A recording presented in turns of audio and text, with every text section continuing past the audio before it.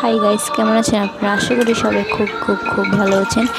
আমি তো এখন ব্লগ টক শেয়ার করি না, কারণ সময় পাচ্ছি না। টিউশনে যাচ্ছি, পড়াচ্ছি, পড়তেছি, কোচিংয়ে যাচ্ছি, নিজের স্কুলের পড়া, প্রাইভেটের পড়া করতে করতে এখন ব্লগ করা হয় না। তো আজকে বুধবার বন্ধ পাইছে একটা, তো ভাবছি আপনাদের সাথে একটা ব্লগ শেয়ার করি। এটা হচ্ছে কোনো মিনি ব্লগ না, হ্যাঁ মিনি ব্লগ ধরতেই পারেন। এটা হচ্ছে যে আমি আজকে আমার আসন কীভাবে দিচ্ছি ওইটা একটা ব্লগ। দেখেন আমি একে একে সব সরাই বসে নিলাম। এখন হচ্ছে যে চিনি দিব, দেখেন পুরো সব থালাতে চিনি দিয়ে দিলাম।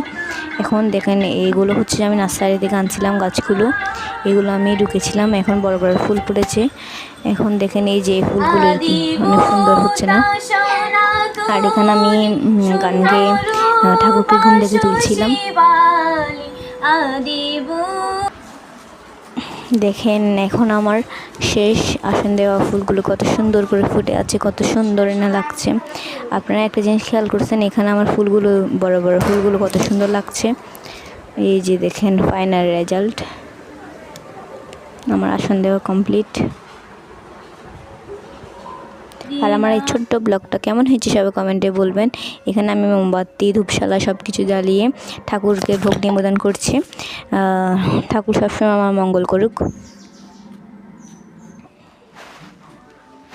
এই যে দেখেন আমাদের আসনটা হচ্ছে যে 2600 টাকা নিয়েছিল, বড় আসন তো ওই জন্য বাবা আনছিল কিনে, এবার আসছে বিদেশ থেকে। তারপরে আমি রং করছি আবার নিজের ফেব্রিক দিয়ে। এই যে দেখেন আমার আসন দেওয়া শেষ। এখন আমি আমার ফ্রেন্ড করে বসছিল, কথা বলতেছিলাম। আচ্ছা, তারপর আমি নিজের স্কিন কেয়ার রুটিনটা করে নিলাম। বাই, সবাই ভালো থাকবেন। Thanks for